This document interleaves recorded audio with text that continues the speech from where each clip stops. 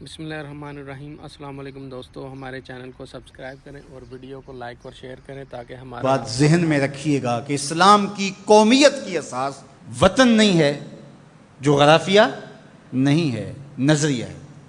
تو نظریہ اسلام ہی نظریہ پاکستان ہے۔ پاکستان کا جغرافیہ بعد میں ہے، نظریہ پہلے ہے۔ دنیا پہ ملک پہلے بنتے ہیں، پھر دیکھا جاتا ہے کہ اس کا نظریہ کیا ہوگا، آئیڈیالوجی اس کی کیا ہوگی۔ لیکن پاکستان کا مطلب کیا؟ لا الہ، یہ نعرہ پہلے گونجتا ہے اور پھر ملک حاصل کیا جاتا ہے۔ تو یہ ایسا ملک ہے جس کا نظریہ اس کے جغرافیے سے مقدم ہے۔ دنیا کے اوپر ایک اور ملک بھی ہے جس کا نظریہ اس کے جغرافیے سے مقدم ہے، بلکہ اس کا جغرافیہ ابھی تک متعین نہیں ہے، وہ اسرائیل ہے۔ وہ یہودی نظریے پہ قائم ہوا ہے، اس کا نظریہ پہلے تھا اور جغرافیہ اس کا ابھی تک مکمل نہیں ہے، اس کی کوئی سرحدات متعین اور طے شدہ نہیں ہے، ہر سال پھیلتی ہیں۔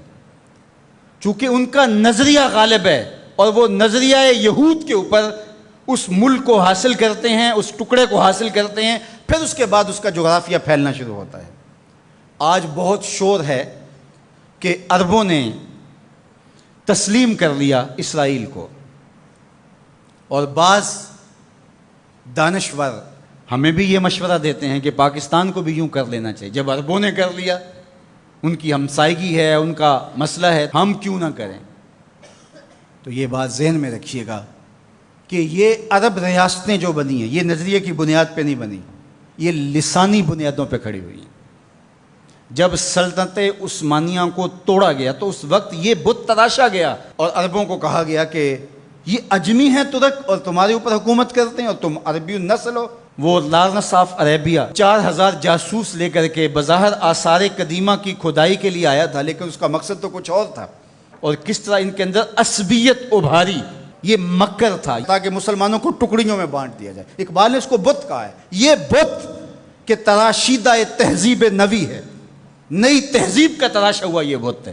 یہ بت کہ تراشیدہ تہذیب نوی ہے، غارت گرے کاشانہ دین نبوی ہے۔ بازو تیرا توحید کی قوت سے قوی ہے، اسلام تیرا دیس ہے، تو مصطفی ہے۔ نہ عربی، نہ اجمی، نہ گورا، نہ کالا، تیری پہچان یہ ہے کہ تو مصطفی ہے۔ تو یہ وہ شناخت تھی جو امت کی وحدت کی ضمانت بنتی ہے۔ تو آج اگر کسی ایک ملک نے تسلیم کر لیا ہے اور کل دوسرا ملک تسلیم کر لے گا، لیکن میں آپ کو ایک بات بتاؤں اور وہ غور سے سن لو، وہ یہ کہ ساری دنیا بھی اسرائیل کو تسلیم کر لے، پاکستان تسلیم نہیں کرے۔ وہ کیوں؟ اس لیے کہ ہماری اساسی نظریے کی ہے۔ ہمارا وطن بنا ہی دو قومی نظریے کی بنیاد پر ہے۔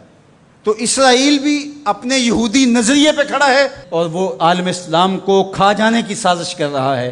ہم ایسا نہیں ہونے دیں گے انشاءاللہ۔ اور پاکستان بھی اپنے اسلامی نظریے پہ کھڑا ہے۔ یہ الگ بات ہے کہ 73 برس بیت گئے اور منزل انہیں ملی جو شریک سفر نہ تھے، اور باغ دوڑ ہمیشہ ان لوگوں کے ہاتھوں میں رہی جو اس ملک کو نوچتے رہے۔ گدیں، یہ ڈاکو، یہ لٹیرے جنہوں نے ملک کو لوٹا، دونوں ہاتھوں سے ہمارے وسائل نے چھوڑے اور ہماری نظریاتی اساس کے اوپر کلہاڑے چڑھائے۔ اور کبھی انہوں نے کہا کہ یہ ایک لکیر ہے درمیان کے اندر، کبھی کہا وہ بھی آلو کھاتے ہیں، ہم بھی آلو کھاتے ہیں۔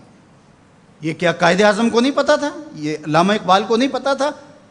جن لوگوں نے قربانیاں دیں، جن ماؤں کی چھاتیاں کاٹ دی گئیں، عزتیں بچانے کے لیے کنویں میں چھلانگیں لگائیں، یہ کتنی دردناک کہانیاں ہیں۔ ماں کی گود سے بچہ چھینا جاتا ہے اور یوں ہوا میں اچھالا جاتا ہے اور پھر کرپان سے اس کے ٹکڑے کیے جاتے ہیں اور پٹک کے زمین پہ مارا جاتا ہے اور اس کے اعضاء بکھر جاتے ہیں، لیکن ماں رونے کی بجائے کہتی ہے پاکستان کا مطلب کیا؟ لا الہ الا اللہ۔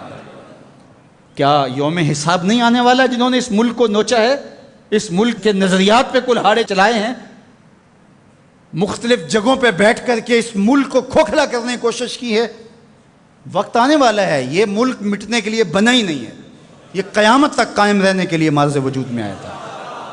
یہ ملک امانت ہے اللہ کی ہمارے پاس، یہ رسول اللہ کی نگاہوں کا فیضان ہے۔ میرے عرب کو آئی ٹھنڈی ہوا جہاں سے، میرا وطن وہی ہے، میرا وطن وہی ہے۔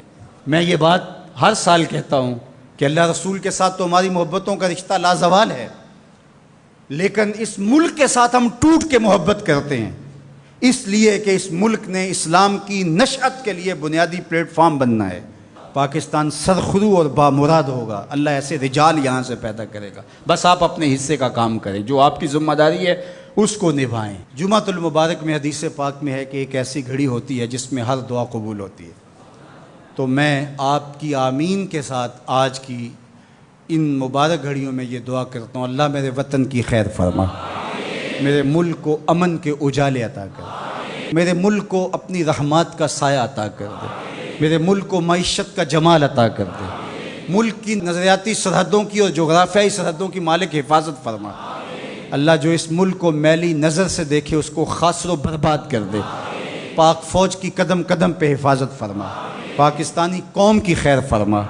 ایک نعرہ بلند کر دیجئے اپنے جذبوں کے اظہار کے لیے، نعرہ تکبیر، نعرہ رسالت، اسلام، پاکستان کی محمد سے وفا تو نے تو ہم تیرے ہیں، یہ جہاں چیز ہے کیا لوح و قلم تیرے۔